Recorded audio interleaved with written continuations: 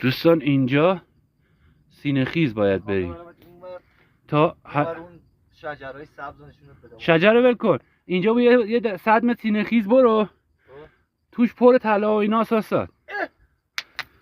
سنگه اونجا افتاده بود. ما... چیه؟ 400 یه الماس 400 قیراطی. ما دشت خودمونو کردیم نوش جونشو. هی که قبل ما برده نوش جونشو.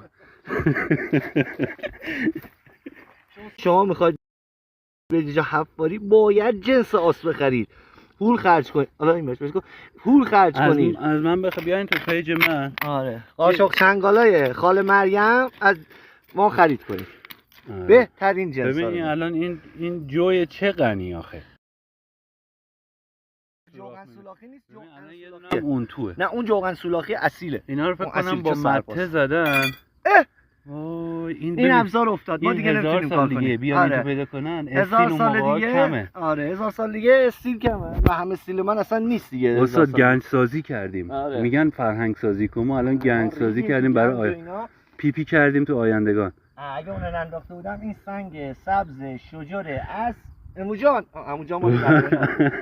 عموجان دیگه ول کن گیر نده بهش. عموجان اینجا یه سنگ سبز شجر. یه لغت بزن به این ببین میره پایین، خودت نری. عموجان این نمیره. عموجان اینا با لودر که هیچی، با کامیون هم نمیره. همون بمب زدن نرفته.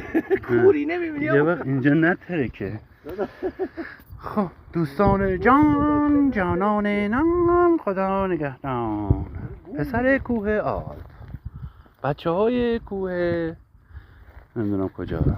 جان جانان جان یانان یامان خانان خان. اینجا زده ریخته هرچی بوده، بعد اینجا رو زدن کندن. البته اینجا الان خونه سازی داره میشه. ما موتورمون اگه نبرن اون بالا گذاشتیم